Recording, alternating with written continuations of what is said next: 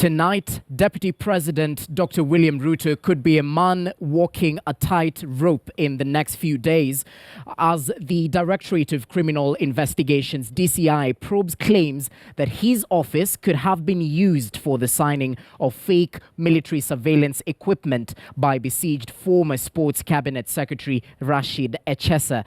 The question that lingers on people's mind, however, is whether indeed Echesa used the DP's office and why, if so. Yet he is not a government official. Was Ruto or his handlers involved or in the know on this case, or was it a case of blackmail against the DP?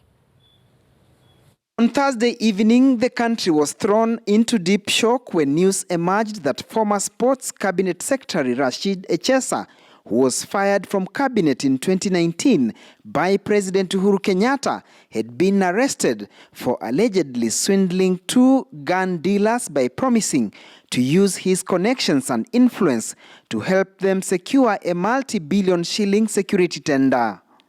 The said scam is alleged to have been executed by Echesa by using Deputy President's office along Harambee Avenue, a matter that is now raising questions. If a fraudulent former minister can enter into the office, the second highest office, with fraudulent papers, with rubber stamps, with foreigners, and he starts signing, you can see that level. Until somebody there realizes this is now, it might put us into a problem. I'm suspecting it might be the same office again after realizing that this 33 billion is a mirage, or 30 billion, 39 or 40 billion is a mirage. We might not. Let's call the police. This is what I'm suspecting, because that is what you are going to hear next. They are going to say, oh, it is us who called the police to arrest him.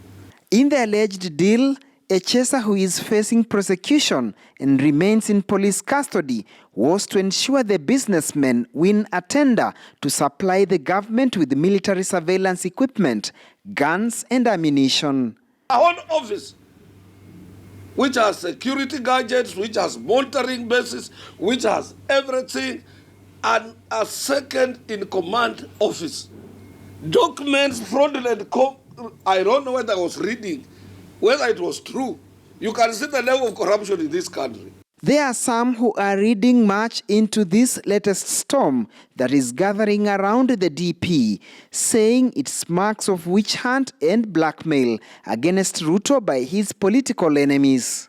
When I say that some people, if they assume the responsibility of leadership, they will put the whole Central Bank of Kenya on the back. The only Central Bank ya Kenya mtu anakimbia nayo. If such documents can be signed in the office, my friend. Vita tunajua ni mingi, lakini washa nikuambie unapigwa kwa sababu kuna kitu iko ndani yako. The Deputy President is on record saying that the war against corruption should not be used to blackmail others. Selective prosecution, targeting predetermined individuals and projects, steamrolled by a narrative of convenient lies and falsehood and propaganda, is not a fight against corruption. It is impunity, it is politics, and it is headed in the wrong direction. The latest onslaught against Ruto might open another round of vicious political fights as the 2022 President Uhuru Kenyatta succession takes shape.